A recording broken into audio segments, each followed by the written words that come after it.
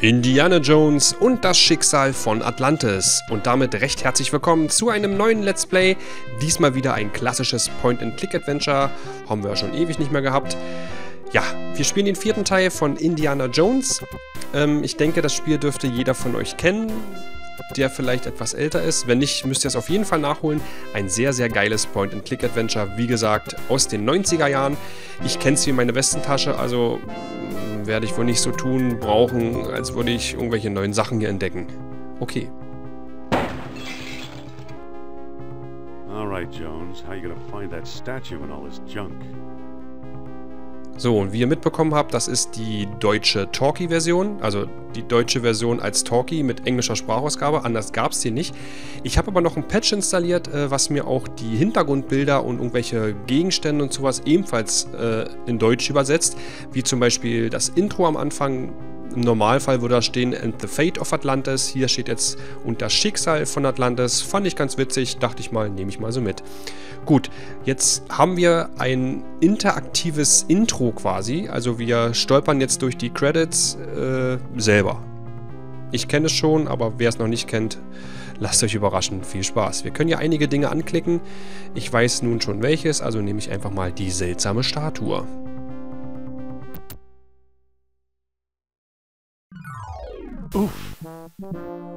Okay, eine Etage tiefer. Wir befinden uns in unserem College. Und wie gesagt, wir arbeiten uns jetzt durch die Credits von oben bis ganz nach unten. Bis da, wo wir eben hin müssen. So, wir schnappen uns gleich das Seil. Und befinden uns in der Bibliothek. Und eins kann ich sagen, das sind einige Locations, wo wir im späteren Spielverlauf auch nochmal hin müssen. Und ich weiß immer noch nicht, es gibt ja 3 verschiedene Wege, dieses Spiel durchzuspielen. Ich glaube, ich nehme den Teamweg. Ich kann euch ja von den anderen Wegen noch ein bisschen erzählen. Und mal gucken, je nachdem wie es ankommt, werde ich auch vielleicht noch die anderen Wege mit einblenden. These books don't look familiar. Uh-oh.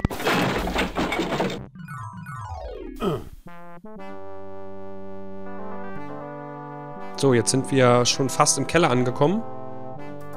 Das scheint hier so ein Lagerraum zu sein.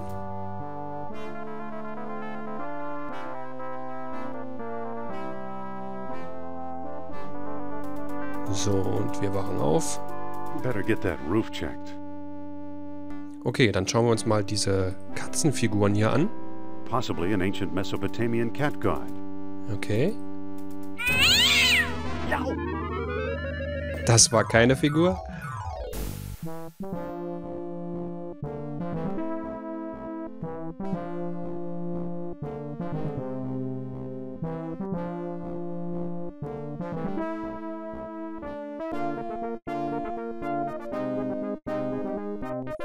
Ich mag bei der schönen Musik eigentlich gar nicht so viel dazwischen quatschen.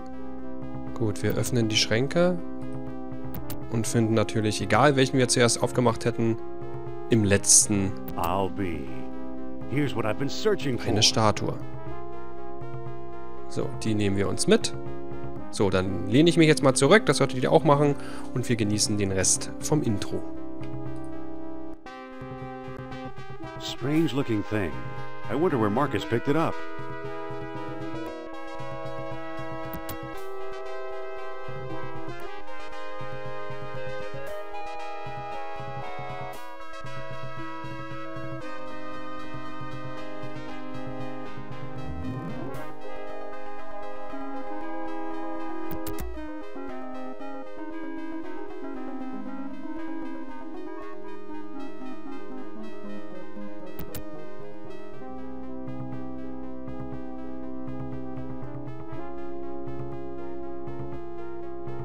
I'm back.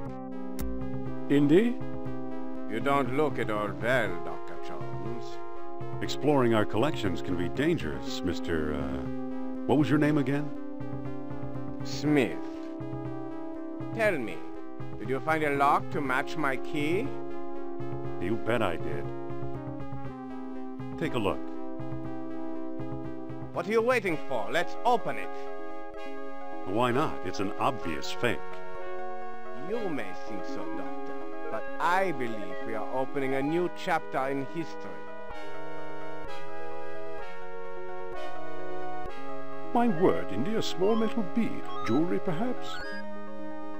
I still think it's a fake. Then you won't mind if I take it. Really, Mr. Smith? Stand back, gentlemen. I hope you've got a getaway car waiting. You'll need one. Wo ist Fritz?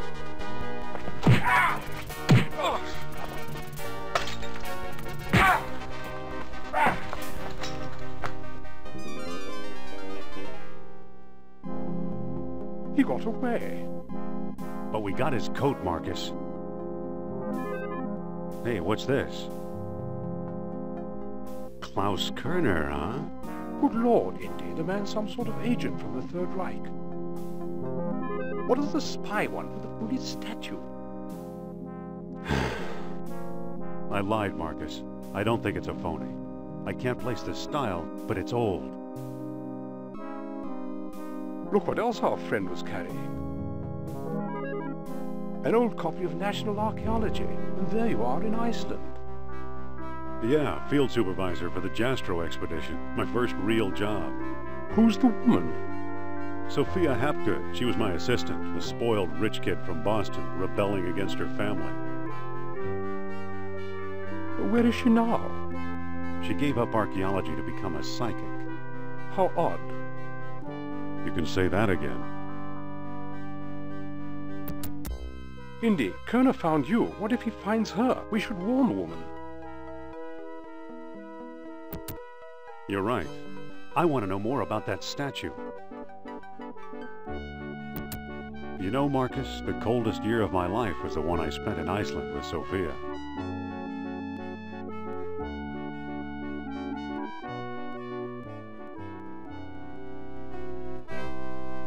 Und wir reisen nach New York.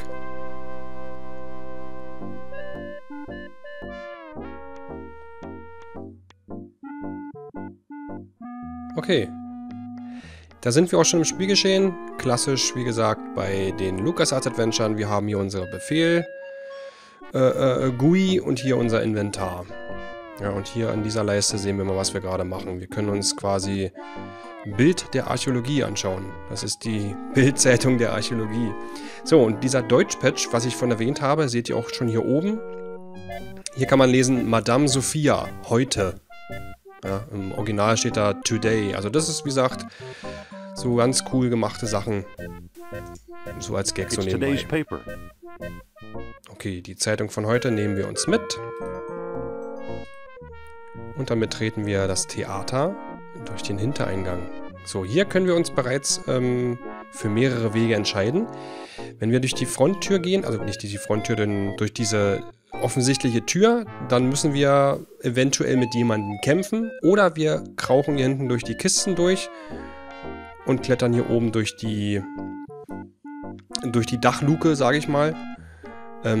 Das schaltet quasi den Denkweg frei. Und das hier eigentlich den Team- oder den Fäusteweg. Okay, ich wähle natürlich die einfache Variante. It's unlocked. Und nehme den Teamweg. What do you want, pal? This ain't no ticket office. So, ich komme, um Madames originelle Oration zu hören. Ich gehöre zur Band. I'm with the band. Madame Sophia doesn't have a band. Wait a minute.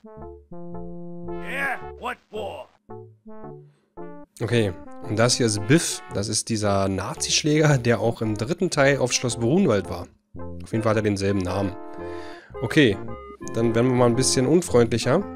Let me in, you Darwinian nightmare. Was that an insult? Natürlich. What do you think? I think I'm tired of fancy Dan college boys who use big words, and I think you's better apologize. Warum sollte ich das tun, Wanne voller Fett? Why should I, you fat tub of lard? That's it, wise guy. Put up your dukes. Okay, jetzt müssen wir kämpfen. Das habe ich bei Indy 3 sowas von gehasst immer. Aber hier gibt es einen einfachen Weg. Und zwar kann ich einfach die 0 auf den Nummernblock drücken. Wenn ich keinen Bock habe, selbst zu kämpfen. Und das werde ich auch machen. Obwohl wir ihn gleich haben. Ich zeig's euch mal. Bam. I guess I got lucky. I'm not sure I want to do a lot of fighting. Gut, untersuchen können wir ihn nicht. Ich benutze bei jedem Kampf jetzt immer die 0, weil wir haben zwar auch diesen Indy-Quotienten, den wir im dritten Teil hatten, aber die Punkte sind mir eigentlich relativ egal. Deswegen mache ich es so. Okay, jetzt sind wir schon im Backstage-Bereich. Und dann wollen wir mit der guten Sophia mal reden. Wait! You must be the new doorman. About time they got rid of Biff. He was such a pushover. Wir müssen mit dem Medium reden. Talk to that so-called psychic. It's Madame Sophia to us employees, fella. Excuse me. Take it easy and watch the show. Here, my friends, is Atlantis, as it might have appeared in its heyday. Glorious, prosperous, socially and technically advanced. Beyond our wildest dreams. 5,000 years ago, while everyone else still wore animal skins, the mighty spirits of Atlantis dared to build a city where knowledge and power were united in true happiness. Centuries later, the famous philosopher Plato wrote about it. He placed Atlantis on a continent out in the deep ocean and described how it was divided into 3 circular parts, such as you see here. Isn't she something? She can go on for hours. Wunderbar. Okay, den Typen kriegen wir nicht weg. Wir versuchen ihn mal mit der aktuellen Tageszeitung wegzulocken. Excuse me. Shh. She's just coming to the exciting part. What befell the serene city? We may never know for sure. Was it the sea level slowly creeping higher, or the earth itself suddenly shifting? However it happened, panic must have gripped the citizens on that fateful day when proud Atlantis sank beneath the waves. Or perhaps it was a volcanic eruption, and something remains even now. On some questions, the great spirit who guides my thoughts, the all-seeing Nur is silent. I've been through this 100 times. The woman never stops. So, jetzt lass mich endlich auf der Bühne. Hey! She's still talking. So, willst du jetzt die Zeitung haben? Excuse me. Yeah, what now? I've got a newspaper here. So you do? Ja. Aren't you wondering about events of the day? I don't know. Maybe. How'd you like today's newspaper? Well, the late edition. I wonder if the Dodgers won. Watch the lights while I find out, okay? Aber sicher, kannst dich drauf verlassen. So, dann passen wir mal auf die Lampen auf und wir müssen versuchen, Sophia von der Bühne zu locken, damit wir endlich mit ihr reden können. Das heißt, ich drücke jetzt einfach mal wahllos irgendwelche Knöpfe. Gelb. Rot. Das war's nicht. Okay, wir müssen versuchen, die Lampen auf grün zu bekommen. Ah ja. Okay. Dann drücken wir den roten Knopf. There it goes. And I still feel the presence of Atlantis through... May I present Nur the great Atlantean god of... Deceit! Deceit! Thanks, Indy. Indiana Jones? You've got some nerve. Go back, you big jack-o'-lantern. Oh, great. Good night, folks. Oh. Come on, mister. I've got a few words to mince with you. I'd say it's about time. Auf jeden Fall haben wir es geschafft. Oh no! Looks like Kerner got here first. Stay put.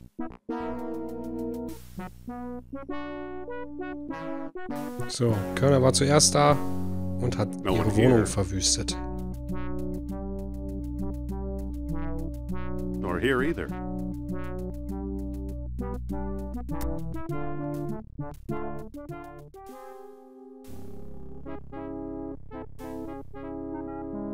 Ja, nicht richtig nachgeguckt, Indy. Dr. Obermann, fantastic news. We found the treasure we seek.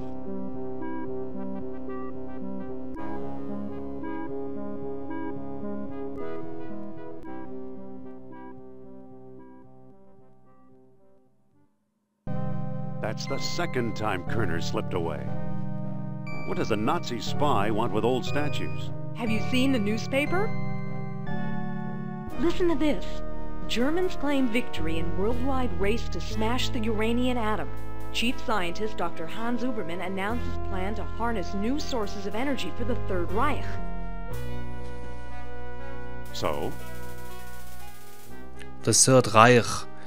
Okay. Come Okay. on, a few atoms won't even light a match. Of course not. That's why they're looking for the power of Atlantis. Be serious. I used to think you'd make a good scientist. Yet you stole things from my expedition. Artifacts such as archaeology has never seen. You're lucky I don't have you arrested. So what if I kept a few pieces for myself? Look for a small coppery bead under those clippings in my desk. What do you know? Kerner missed the grand prize. What? My necklace. Watch closely. The bead is made of orichalcum, the mystery metal first mentioned by Plato. Now I'll place it in the medallion's mouth.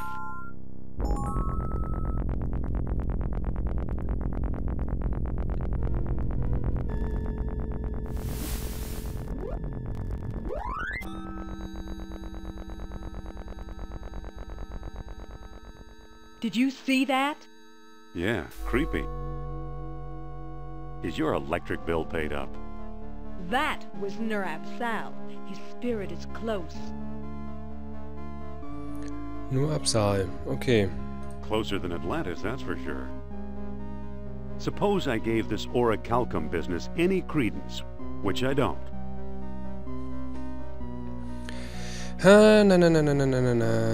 Who knows where these beads really came from? Shh. I'm getting something. Nur Absal speaks. He bids us find the... what? A book, yes. The Lost Dialogue of Plato. Another fine myth. Okay. That book is a legendary hoax. What if the Nazis have already found a copy? You ever think of that?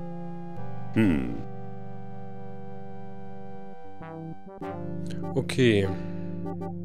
Why Iceland? Why not Florida, where it's warm? Maybe the Atlanteans didn't like tourists. Who's working there these days? Bjorn Heimdall, I believe. Maybe we should pay him a visit. What do you say? I thought you'd never ask. Na denn. Auf nach Island.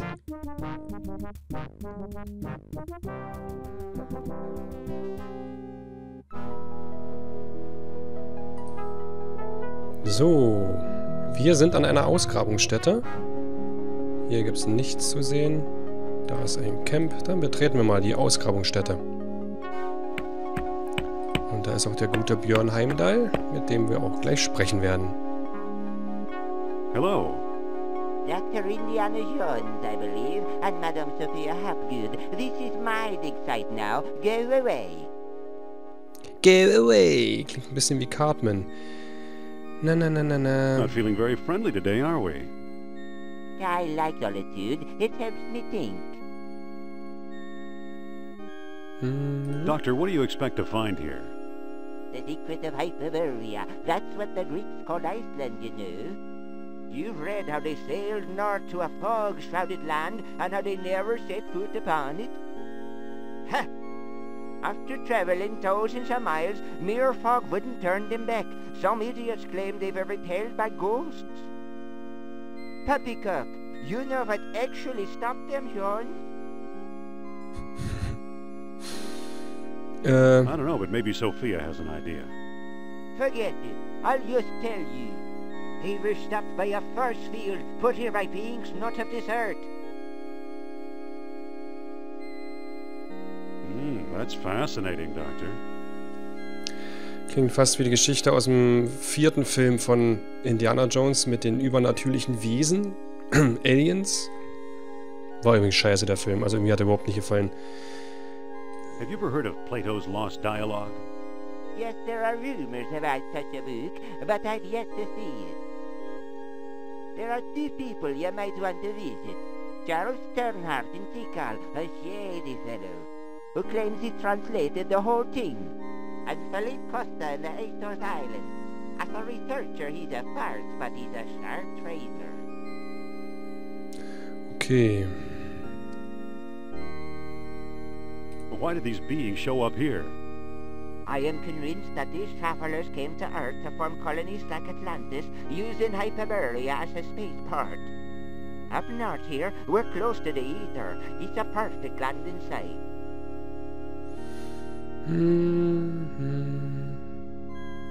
Okay. Well, gotta find those other spaceports. Good luck, fellow believer. Gut, dann müssen wir, glaube ich, erstmal diesen verlorenen Dialog finden. Und ich glaube zu wissen, dass er vielleicht in unserem College irgendwo rumliegt. Bin mir aber nicht mehr sicher. Aber das Ganze finden wir natürlich in der nächsten Folge raus. Ich werde zum Ende dieser Folge einmal speichern. Und zwar unter den Namen